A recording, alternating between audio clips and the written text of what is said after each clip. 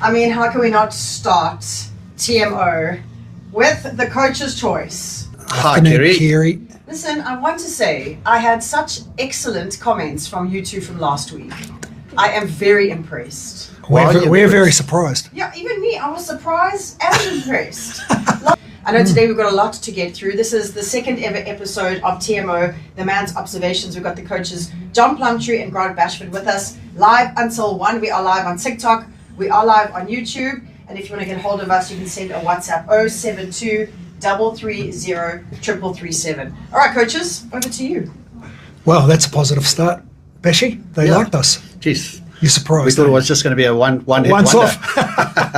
Well, it's certainly a great weather in KZN today for rugby, isn't it? Cloudy, a little bit wet. Well, I'm going up to Kearsney just now. You know what? It's going to be misty and -5 degrees. So that's what I've got to look forward to. Okay, I won't come then. Okay, I'll stay here.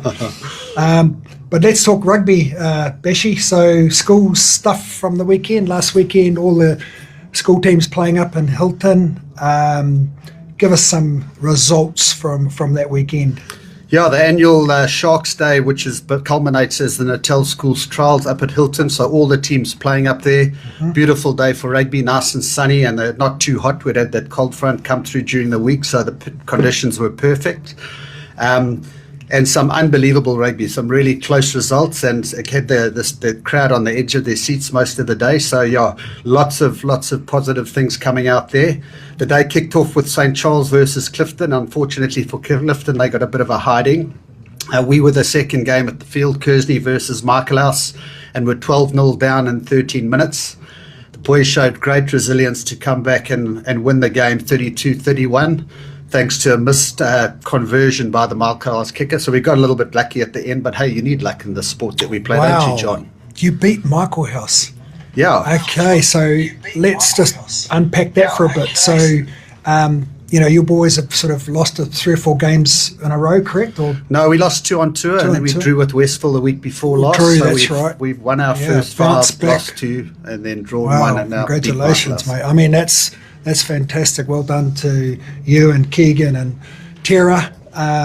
So, sort of, what was your performance like when you got home? Because I know you're a little bit excited when I came around to see you for a beer.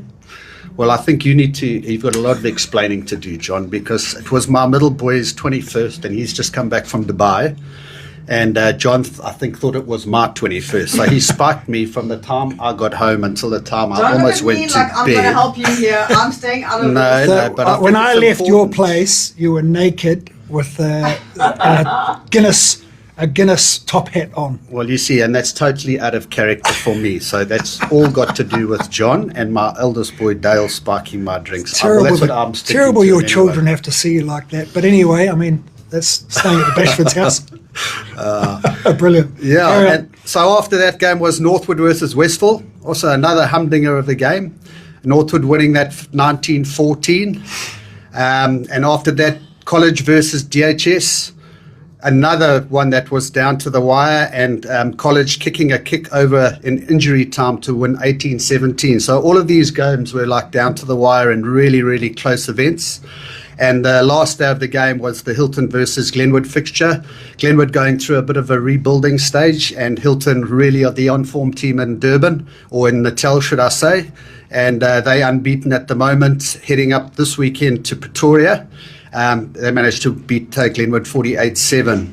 So a really good day of rugby up there. Why are they going to Pretoria? So they just, Kearsney coming to Durban, Kearsney playing Westville. So there is a bit of inter-province games that do go on during the war. And it's pretty much because a lot of the schools, the private schools and the state schools have different terms.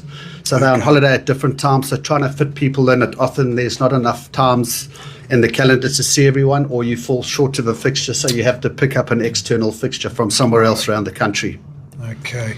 All right, this week's games. Yeah, so the big one for me this weekend is the local derby in Durban North. It's the reunion day, or Old Boys Day at Northwood.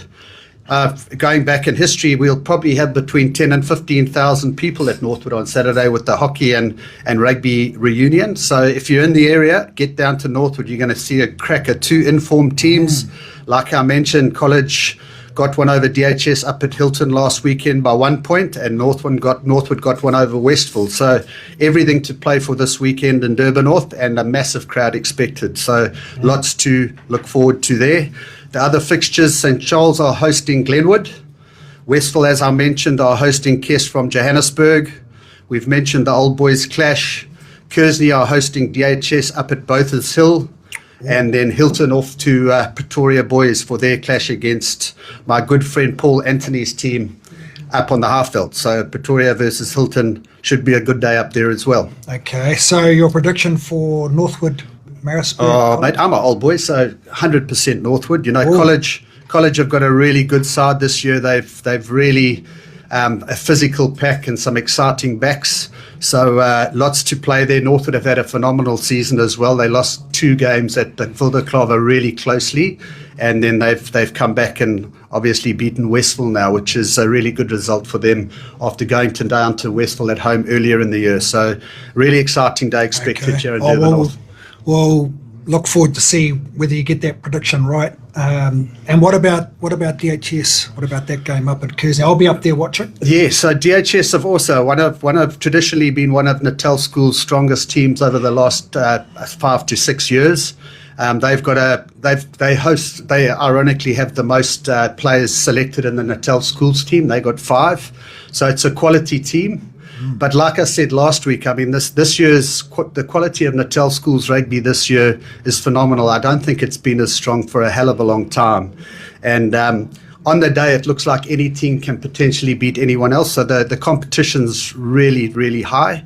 So as much as people will probably be thinking DHS have one over Kearsney up in Bothers Hill, everything can happen. So we've got a tough game against them. They ranked higher than us on the sounds rankings. like you're deflecting a bit of pressure there. No, but you know what? Rankings don't make tackles, John. You know, or get score tries. So I'm not too concerned about. So you're feeling the rankings. pressure a little bit after beating Microhouse last week. Always, now you've got a home game. There's always pressure from somewhere. So as long as we understand that, so we'll look forward to. And if I come over during the game and give you a little bit of advice, will you listen? Of course I'll listen. Okay. It's funny though when you're not involved in a team how much pressure he transfers to his mate. When he was with the Sharks, I didn't do any of this to him. I was there in support. Okay, well you had Don't look at me like I need your support. big sides here. You can. I can't. All right. Well, I'm going to have to get you around to my pub one night to see exactly what goes I on wouldn't go. Saturday. I wouldn't you can go. make your Really? own decisions. I wouldn't go. I'm not going to spike myself. You know what I mean? Nothing good happens around at Bashford's pub.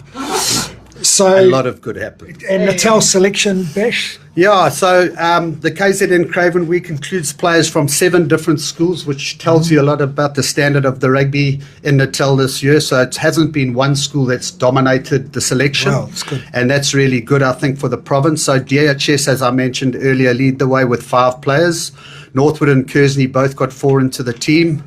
College and Michaelhouse both got 3 into the team. And Hilton and Westville each got 2. So the nice spread of players across the province representing Natal schools at Craven Week, which will be in Kaberge, if that's the right word, the old Port Elizabeth as we know it, John. Come on, But boys, we've got to try and get a click in there. Do me a favor. Bash, do me a favor. Hit me with a Kaberge. How's that? Kabeja. John, do you want to give it a try? Let's hear a Kiwi. I know Let's you're hear in a I wanna hear a Kiwi. Kiwi. Let's hear a Kiwi Kaberge. Quebec. Not too bad. Port Elizabeth. GQ, guys, GQ. Kerry, we will watch a lot of horse racing, John and I, and there's a lot of these horses that have got these Zulu names now. Yeah. And you must hear the pronunciations that I get out of him over the phone when we're looking at You the have to horses. practice, mate. Yeah. Yeah. Prentice trying to find a winner. That's what we need to do. Well, yesterday wasn't a good day, so we go again tomorrow. No, we do. So, Bashi, I mean, looking at Natal selection with those selections all over the different schools for the Natal coach is going to be a little bit of a challenge because he not dominated by one team, so he's going to have to put a plan in place. It's going to be tougher to put a plan in place with kids spread across the schools and not saying, like, say, if there's 10 or 12 coming from one school, it would be potentially a lot easier for him. But it's good to see that those selections going right across the different schools. Absolutely, yeah. So Peter Engeldau's, the DHS coach, is heading up Natal schools this year, and he used to coach Griquas, and we've had a fair amount to do with Pete. So he's and his selectors have picked this 23 that will represent the province down there. And as you say, it's a difficult thing trying to get this team prepared for the thing, because the kids are also busy with their school sides, and obviously they're now going to start working together on a Wednesday afternoon. And so from the schoolboys, they'll be representing their schools on Saturday, but having their full training week plus an Natal schools training on a Wednesday. So it just gets busier for these kids, as I mentioned to you last week, how busy they are. But it's relentless for them. And now adding the Natal schools thing into the mix just makes it one little step further. But they love it. You know, they're playing for these things, and it opens doors for them. There's potential contracts on the line, and all good. Good. Boys, I've got a question here about schoolboy rugby coming in from Cindy. Coaches, it says KZN school rugby is a serious talent pipeline. What do you think is the biggest gap between school level and professional rugby that the players underestimate? Good question. Well, I think just from my perspective, I think there's this fallacy that most people think that being a professional rugby player is this beautiful thing and everyone chases it. But I don't think the reality of what it's really like is understood by most people. I mean, I have mates that think being a professional rugby player is the best job in the world because you only work for 2 hours on a Saturday. But the preparation that goes into these people, you know, I remember walking into on a Monday morning, walking into medical centres, and you've got 6 beds, and there's Willem Albert and John Dazel and Keegan Daniel all lying on the beds, and both their knees have been chopped and their shoulders have been chopped already, you know, and these are they were in their late 20s, early 30s, and what they're going to look like at 40, you know, or 50. Can they going to be able to walk around the golf course? So it's not all it's cut out to be, I think we're going to talk a little bit about that later on in the show, about what it is, the transition from schoolboy to senior rugby, and what's required, and even skills that they can develop now as schoolboys to help them in potential professional rugby careers. But yeah, it's a tough industry to get involved in, and I think you're right, Bash. There is a perception out there that it's a bit of a dream job. Certainly coaching isn't a dream job in that world, that's for sure. But we'll move on to under 20s championship that was played in Port Elizabeth the weekend just gone, and we picked South Africa to smash New Zealand, didn't we? Yeah, we did. And it was a draw, 29-all. In that game, but the 4-try bonus point was enough to give the title to South Africa. So shout out to all those boys that played in that tournament down there, firstly for putting on such a great product, but to the South African side to winning it was fantastic. And that's a tough little tournament to win. And the other game, Australia beat Argentina 32-30 in the other game. So all the games are really competitive. But again, well done to the Bok boys for getting up down there.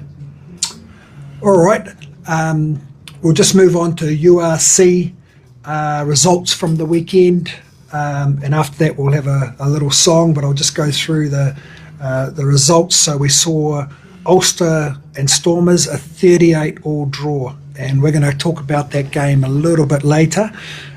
Glasgow 40, Cardiff 17, Bulls 54, Zebra 19, Leinster 31, Lions 17, and I clicked on the TV and I saw that Lions were only 14-7 down with about 10 to go. So that was a pretty good performance from that Lions side. Absolutely, and I think it goes to what we speak about all the time with the teams with the most depth. You know, you look at that Leinster team, it's full of Irish internationals, and when they've put themselves in positions to qualify in advance, they've been able to take their B-side to places like South Africa and still be competitive. So the depth that they have in their squad is certainly showing in the last 10 to 15 minutes when they're able to make those subs, and the form of the team doesn't get sacrificed, you know, quality depth there. Okay, great work. And Connacht 26, Munster 7. And I was a little bit surprised about that result, but Munster seemed to be doing better at home than away. I know it's a local derby, but there was plenty to play for Munster, and still Connacht are alive in the competition. We'll talk about the table soon, but I was a little bit surprised that Munster didn't get up in that game. Ospreys 27, Scarlets 20, and obviously my boy playing for Scarlets. I was furious after the game because the referee blew the Scarlets out the game, something like 24-4 penalty count. I mean, this guy was useless. John, but isn't that a case for sides that are toiling away at the bottom of the log, getting the most average refs on the day? The top refs seem to be, which rightly so, catching the top games.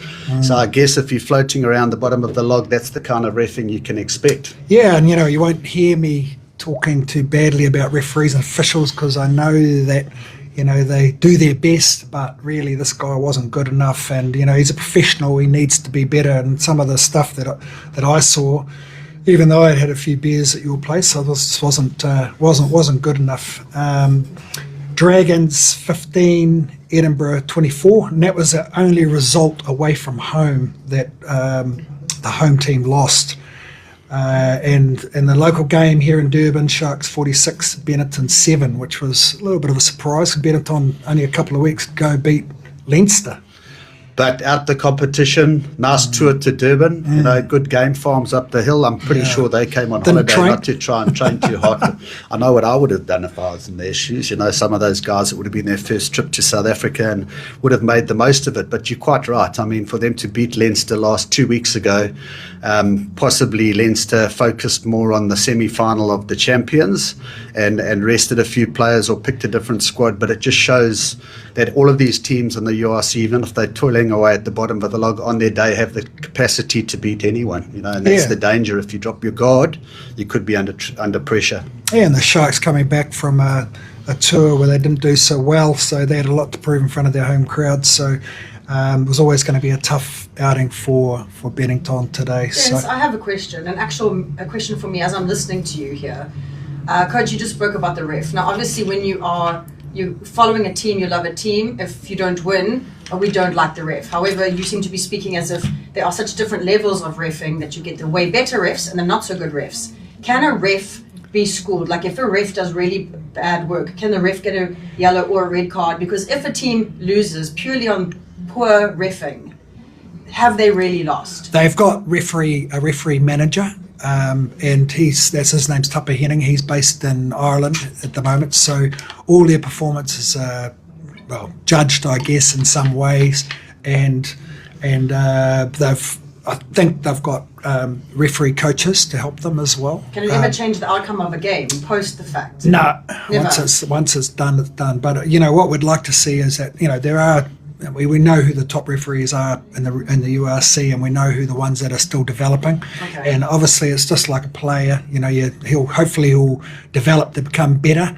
But it's obviously depends on the individual and how hard he works. Like anything in the having a professional career, it's what you put in. And I know working with some of the best referees that have come out of South Africa in the past, like Craig Jabir, like Jonathan Kaplan, all those guys that had great careers. Their work ethics were outstanding. They'd come down to the Sharks and they'd sit with me and I'd go through clips with them and I'd say, what'd you see here, what'd you see here?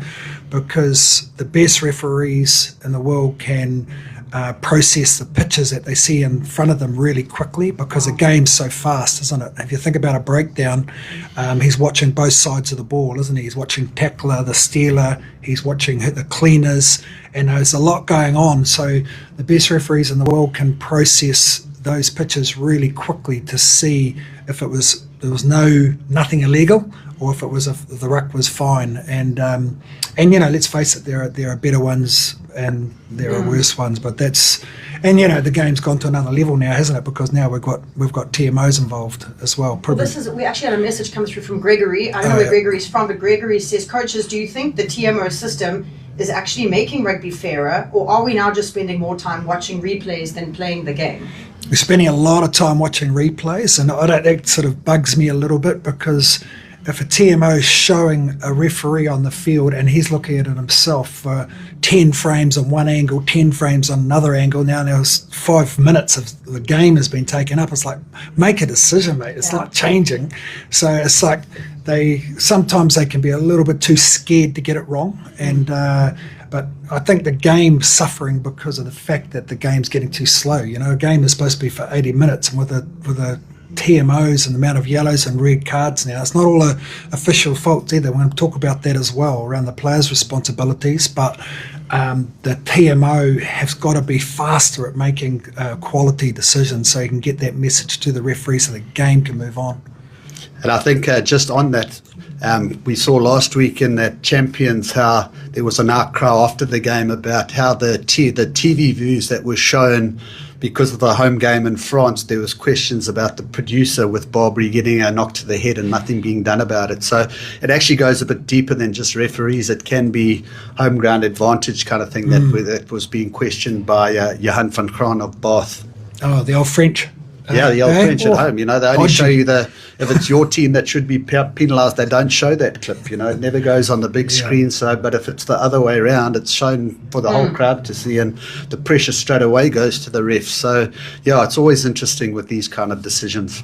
This is the second episode of TMO, the Man's Observations, with coaches John Plumtree and Grant Bashford. Coming up next, the mutton birds. Listen, I have never heard about the mutton birds, but I know that apparently they are known as a perfect slice of New Zealand storytelling. So, Coach, you got a story about the song, Dominion Road. Just one that you love, or? No, you've caught I only saw Grant Bashford dancing to it on Saturday night, which was beautiful to watch. But yeah, it's a good song. I can't believe that John chose 3 songs. And if ever John Plumtree, Meatloaf plays a big part in this. We're waiting till we get really good at the show. I cannot believe there's right. So Meatloaf comes when we get our that's a special We'll hang in occasion. for Meatloaf then. Well, apparently it's from a 1992 debut album, and it is a love letter to a street in Auckland. Oh, that's right, Dominion Road. Yes. How did I not know that? There we go. It is a love letter to a street in New Zealand, playing for the first and possibly only time it plays it in. You'll never know. It is The Man's Choice on TMO. This plays it in. Feet tapping. A very special love letter from one coach to another. It is the Mutton Birds, Dominion Road, a literal love letter to a road. I think that's beautiful. Is it a beautiful road, Coach? I wouldn't say it's a beautiful road, no. So why did it get a love letter? Not sure. Well, not everyone's beautiful in life, Kerry, like Oh, wow. Bashy to look at. You too.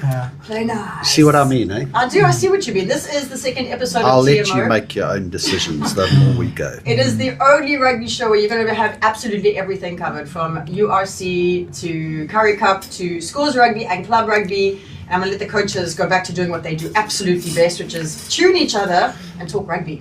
Good one.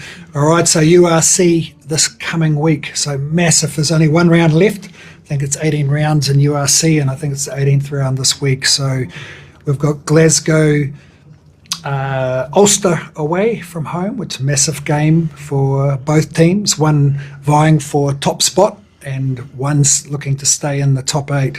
Stormers Cardiff away from home. Okay, again, another big game for Stormers. Important game for Cardiff to stay in the top 8. Leinster play Ospreys at home. Bulls play Benetton at home. Lions play Munster away, and Munster play Lions at home. Cardiff play Stormers at home, and Ulster play Glasgow at home. Bashy, what's game there? Sort of. Well, I think the key thing for me here is how important the win for the Stormers is. They've got a home quarter, but we've seen with travel and away games how difficult things get. So I think the win for them potentially will give them a home semi-final, and that for me is everything. So Bulls are also in a position. I think they're going to get a 5-pointer on the weekend against Benetton, which could take them into the top 4, which will give them a whole home quarter. And we need as many South African sides getting home quarters because, as I've mentioned, the travel. But Glasgow, for me, are also a quality team. The Ulster, we saw what happened with Ulster and the Stormers last weekend with the draw. I think the Stormers, some great attack, but letting themselves down defensively, to leak 38 points in that game for me, when they were one of the best defensive sides in the first few rounds of the tournament, they sort of seemed to have got a bit, their tackle percentage was 74%, and the bits I watched, they seem to be getting pretty narrow, so that'll be a working on for them this week. We'll look at Stormers in a minute, but that 5G pitch as well that they play on, the game speeds up, and I think they're struggling to slow ball down because of the 5G pitch. So, and if you don't slow ball down at breakdown, you know that the defence is on the back foot and the attack is coming at you pretty relentlessly, and I think that's probably half the problem with the Stormers. They're really struggling to play on that 5G pitch. Okay, never thought of that, but sounds good. So Lions, Munster, Cardiff, Ulster, they are the 5 teams there. And if you look at Connacht, they're on 49 and they play Edinburgh away, so they could sneak in if they can get up over Edinburgh in the weekend. So there's actually 9 teams contending for that top 8 spot, so one side's going to miss out. So if you have a look at the Lions playing Munster away, the Lions being on 53 points, if they stay on 53 points, potentially the Lions could drop out. Now, do you think that they can beat Munster in Munster? I don't think they're going to win, but I think they're going to get a bonus point. You mentioned earlier how close that game against Leinster last week was until the end, and I think they know the importance of this game. The one for me that's really interesting, as I've just mentioned, is the Stormers playing for they're playing for a home semi against Cardiff, and Cardiff were poor last week. So I think the Stormers are going to go all out this weekend, and I think they're going to they could potentially pick up a 5-pointer. And we know I'm not sure about that, Bash? Yeah, Cardiff, I know you've Cardiff at home, they're very, very passionate. There's a ground there that is really niggly to get a win at.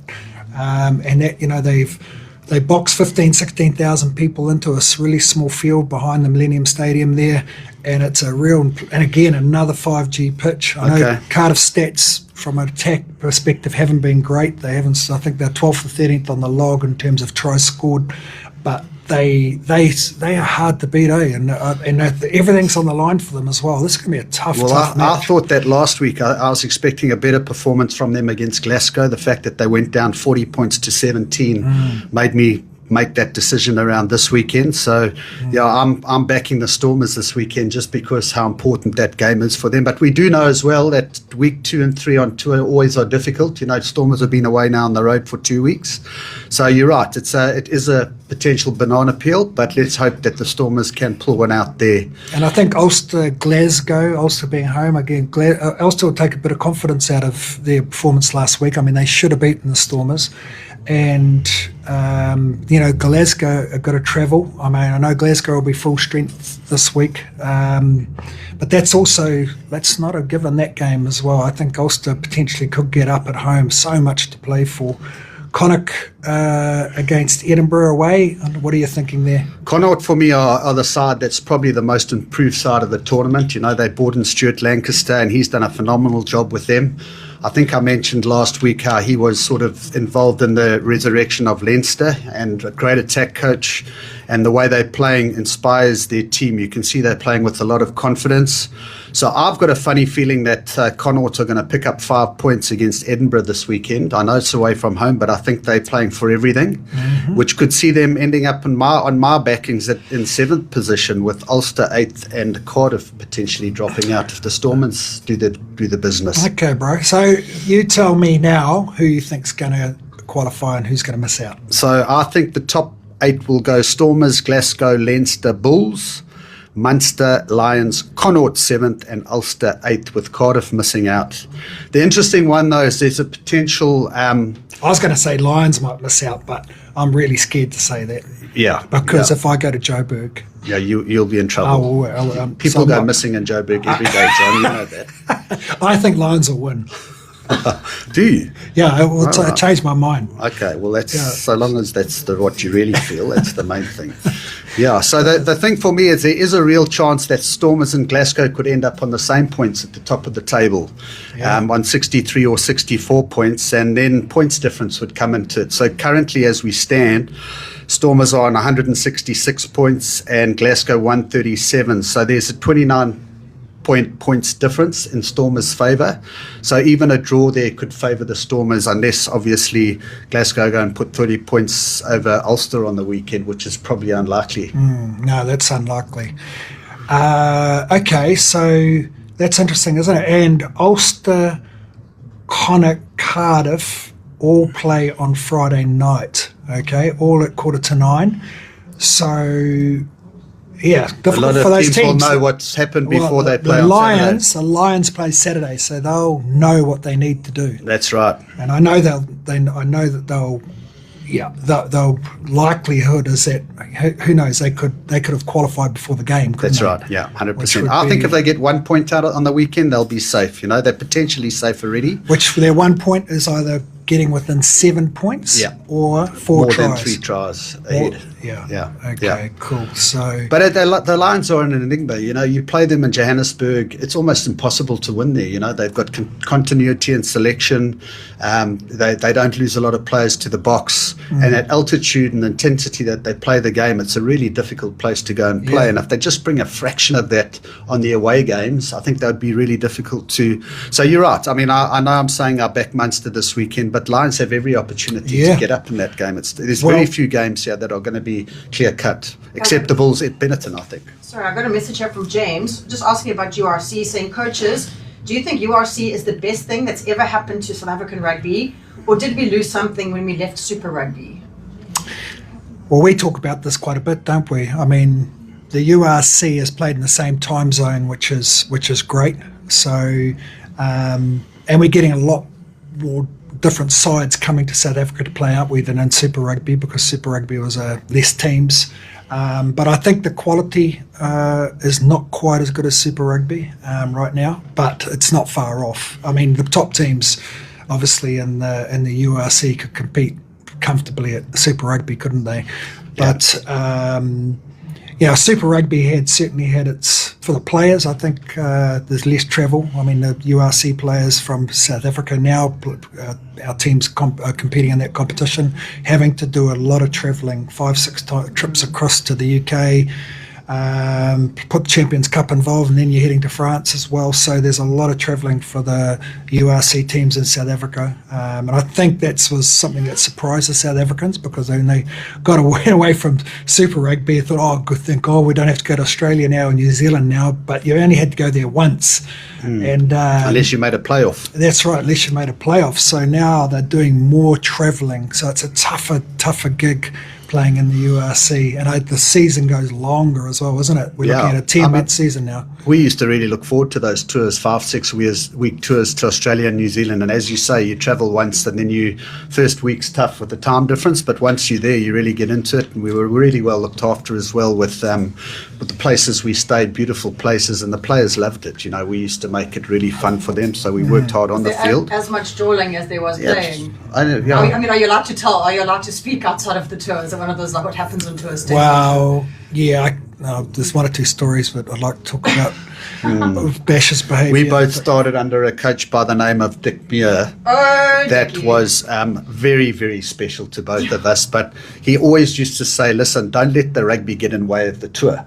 So that explains a fair amount to you about the whole thing. I can remember the line of the day. I can remember being in a seat next to Dickie, and he nodded off, so I got a Kalki pen or whatever it is and drew all over his face. And he woke up, because he had to do media as soon as he arrived at the airport.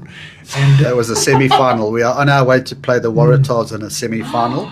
Yeah. And Dickie said, well, let's just treat it like a win as we got onto the plane, and the rest was history. I think we were playing fives alive before we took off in Joburg, and by halfway there, Dickie was passed out and he had a purple face. But we have got way more professional now. That was back in that. That was professional. A little bit more professional. A little bit more professional. We're going to talk about professional rugby soon, so let's just make out that we are good professionals.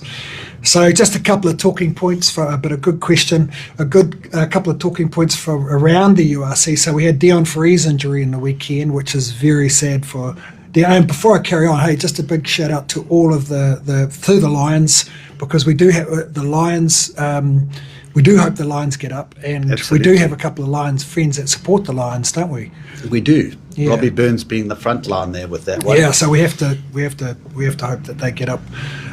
Just a couple of things around Dion Faree's injury. I hope Dion's going to be okay. Now that injury was a yellow card, and then it got upgraded to a red. What did you make of it? Did you see that injury? I didn't see it live, but I went and had a look at it afterwards, and I also did a little bit of homework around it. But when you looked at it, he didn't grab him around the neck, but that no longer plays any part. It was low around his limbs, and when he landed on his knee. But it looked to me, you mentioned the 5G pitches, Plum. I think if that had been in Durban, he would have taken a divot out with his boot, and his foot would have moved, but it looked like his foot got stuck in that pitch. So that gets stuck in the 5G pitch. That's right. Once the studs are in, there's no movement. So it's different to grass. and we're seeing a lot of injuries on these 5G pitches up there. And John Dobson came out and criticised lawmakers around cutting everybody really around cutting the crocodile roll out. But the crocodile roll has been ruled out for a long time, but players still do it. So why they do that crocodile roll is because they're late to arrive to a ruck. So their body height is too high. They can't get in low and clean a player out legally, so they go on top of the back and they whip the roller play over, and that's why it's called a crocodile roll. So they've actually lost the contest already, speed to the breakdown. That's right. That's right. But I think Dobbo just has to be a little bit careful when he comes out talking, because I can remember Andre Estes and getting taken out down in Cape Town in the Stormers game, and from a side entry clean that took Andre out and his knee out for 8 months. Yes, I remember that. It was a horrible thing. That's right. But Dobbo didn't come out saying they've got to rule that out. So you just got to be careful when you're the coach and you come out supporting your players, which I don't mind. But hey, you've got to come out and say, hey, when your players get it wrong as well. So, Coach has got a Greg again. I don't know if it's the same Greg or a different Greg, just about the crocodile roll, saying, Coach is just wondering, crocodile roll, is it a legitimate rugby skill? Or is it actually just a legal way to cause injury? It's illegal to do a crocodile roll. It's illegal. It is illegal. Yeah. Oh, okay. Yeah, it's been outlawed. And the punishment is worse when there is an injury. And it's the same as a high shot in the game. So we're going to talk about that, because the collision zones, so we're seeing the most yellow cards, red cards in the collision zones. So the collision zones are in the breakdown, because that's when all the collisions are happening, and the tackle. Those are the big high impact areas of the game where we're seeing big collisions. So players coming in with speed. And let's face it, these boys are big boys now. Eh? There's not too many little fellas in rugby anymore. They're getting faster and they're getting stronger. So these collisions are going up and up and up in terms of intensity. And the tackle, we're seeing yellows and reds every week now in games. We're seeing a game of rugby now, and it doesn't matter where it's played in the world, that there's not a yellow or a red. And these cards are...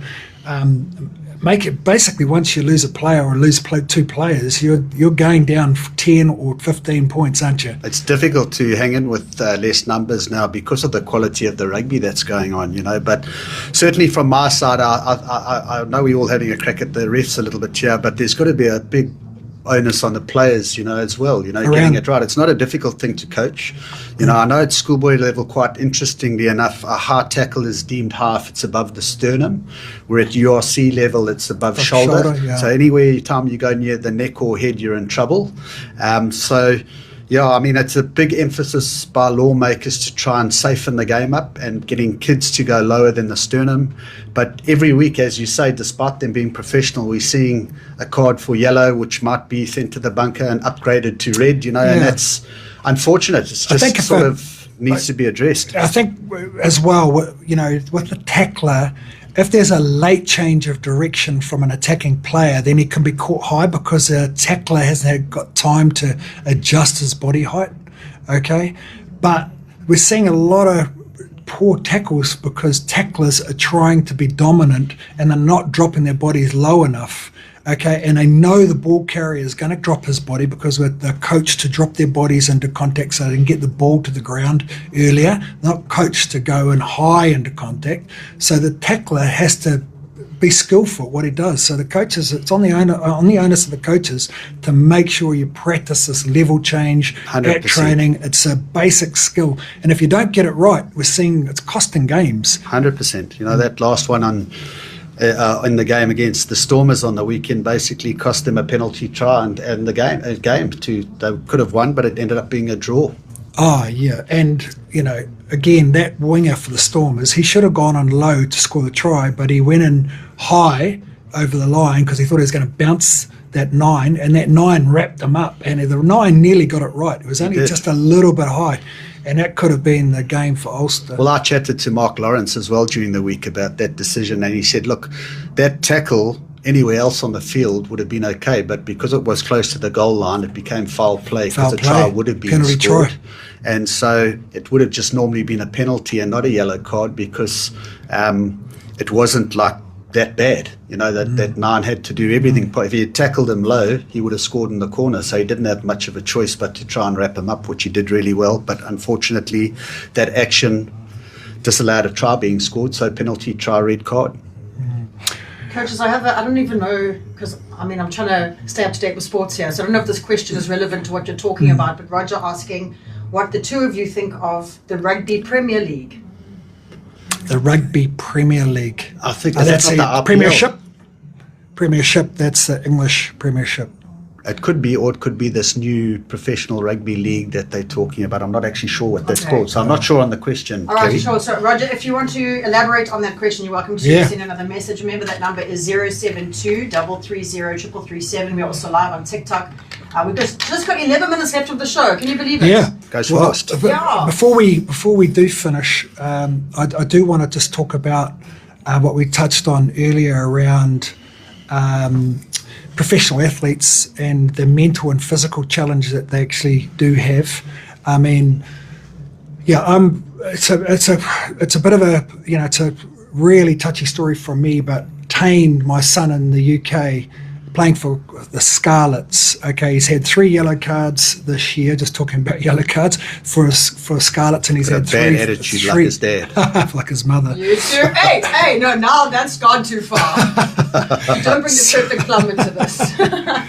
So he's had 3 for Scarlets, 3 yellows for Scarlets, 3 for Wales, and in a big game 2 or 3 weeks ago, he got a yellow card right at the end, and he ended up costing not just his yellow, there was another one as well, but the director of rugby there came out and criticised Tane in the media for a lack of discipline, and it cost the team, and blah blah blah blah blah. So the director of rugby was emotional, and pretty much the way I saw it is he threw the player under the bus, and that's just not good enough. So I was, obviously being my son, I was pretty annoyed about it, and contacted the club as well, which I'm not sure if I should have done, but I did anyway, just to say, hey, you guys need to be better, support your players, don't throw them under the bus, because these boys put enough pressure on themselves without having their own club criticise them in the media. So just on that, I think after that decision, they were playing the Bulls the following week, if my memory serves me right.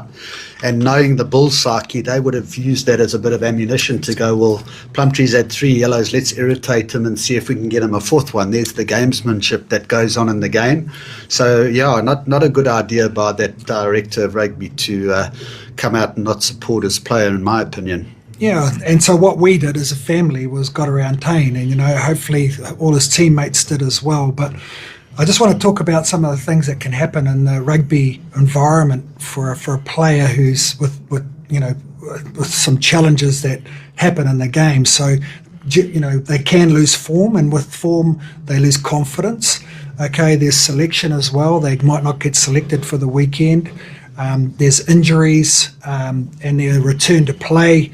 Rehabilitation that they have to go through. If a player gets injured, he could be out for 6 weeks, and that could turn to 8 weeks if the rehab doesn't go well, and the return to play is later. We know there's criticism from media around performances. We know we've got some pretty poor journalists in South Africa. There's social media, which is an absolute beast, and as we know, in social media it can get very personal.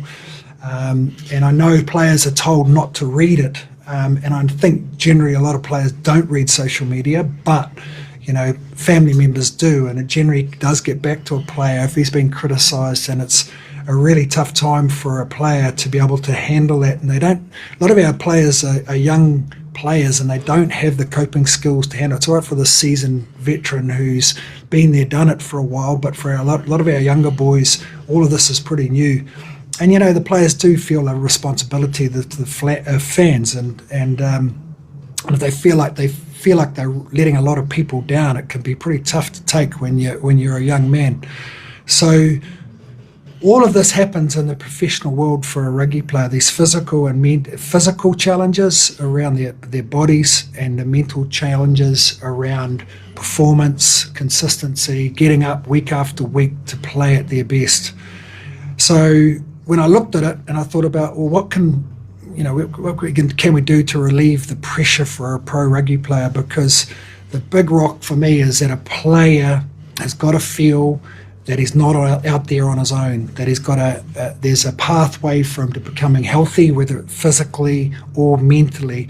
And this is where the clubs that are best in the world separate the rest from the best. So we know that having a quality family life and support is really important, but we do know that there's players that don't have that. So having a mentor or an uncle or an auntie or anything that can help him during a tough time when he's away from the rugby environment is incredibly important.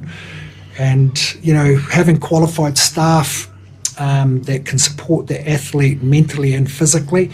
So physically it's a little bit easier because we know we've got good S&C and rehab coaches in this country in a lot of different environments, but the mental side of it I'll question. Who's out there, which clubs out there have got the best mental coaches, sports psychs to be able to help their athletes out. And I'll question that. I'll challenge all the unions out there that maybe they haven't got that area ticked off well enough.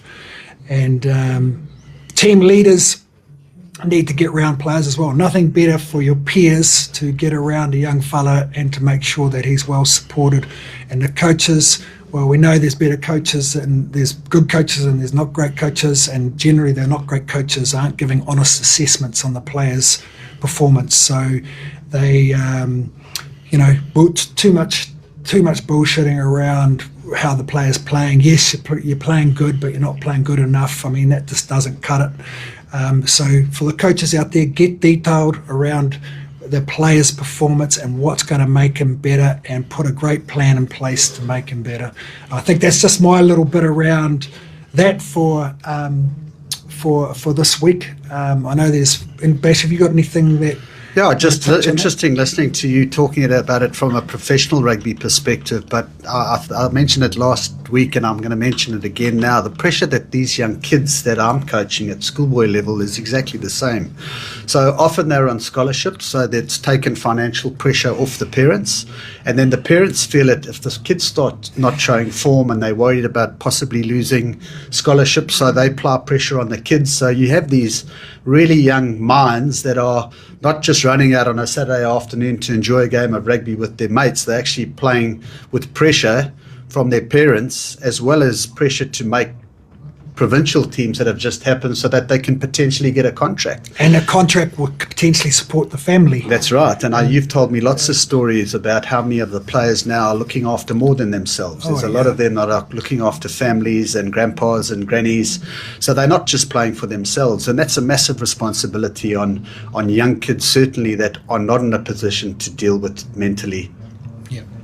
Gents, I know that we're almost out of time, but I just thought to close the loop quickly on a question that was asked earlier about the Rugby Premier League. I have just learned something, and I don't know if this is news to you as well, but it's the brand new franchise-based Indian Rugby League. Wow. Have you heard about this? Well, Nas Butta spent a time in India not so long ago, as I think he was their national coach, so I knew rugby was taking off there. But Plum, you might want to answer that. No, we're going to coach an IPL in India. You and I are. Well, are you really?